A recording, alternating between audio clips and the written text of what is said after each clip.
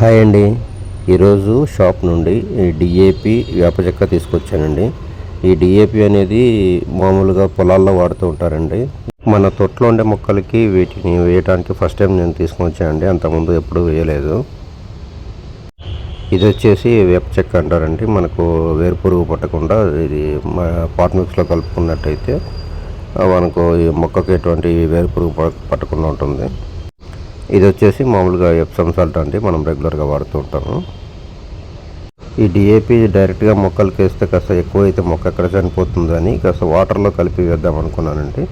అందుకనే ఒక 4 స్పూన్లు డిఏపి తీసుకున్నాను. అందులోనే ఒక 2 స్పూన్లు ఎప్సమ్ సాల్ట్ కూడా వేసుకున్నానండి. వాటర్ కోసం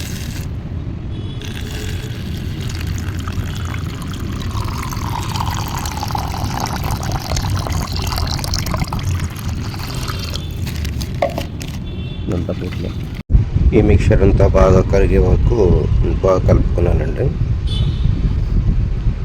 ఈ డిఏపి గ్రాన్యూల్స్ కరగటానికి కొంచెం టైం పడుతుందండి.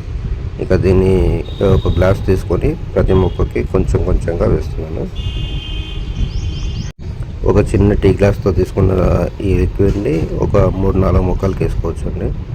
ఇది మా మల్లె చెట్టు అండి. చెట్టు అంతా బాగా మొక్కలు వస్తున్నాయి. చూడాలంటే నేను కూడా ఫస్ట్ టైం ఈ డిఏపి వాడుతున్నాను. అన్ని మొక్కలకి కొద్దిగా పోస్తున్నానండి ఇది. ఇక ఇది వచ్చేసి బెర్రీ చెట్టు అండి. ఫస్ట్ టైం నాటాము. చూసారా, కాయలు కూడా వచ్చేసాయి అప్పుడే. చాలా బాగుందండి. మొక్క కూడా బాగా హెల్తీగా పెరుగుతుంది. ఇది వచ్చి టేబుల్ నిమ్మ అండి. నిమ్మకాయలు చాలా పుల్లగా ఉంటాయి ఇవి. తర్వాత ఇది కరివేపాకు చెట్టు. తర్వాత ఇది వచ్చేసి జామ చెట్టు అంటే ఫస్ట్ టైం మొగ్గలు పెడతా ఉంది. ఇలా వారానికి ఒక్కసారి మాత్రమే ఫెర్టిలైజర్స్ ఇస్తున్నానండి. చూద్దామండి ఇది ఎలా పెరుగుతుంది, రిజల్ట్ ఎలా ఉంటుంది అనేది మళ్ళీ మీకు వీడియో చేసి చూపిస్తానండి. Thank you.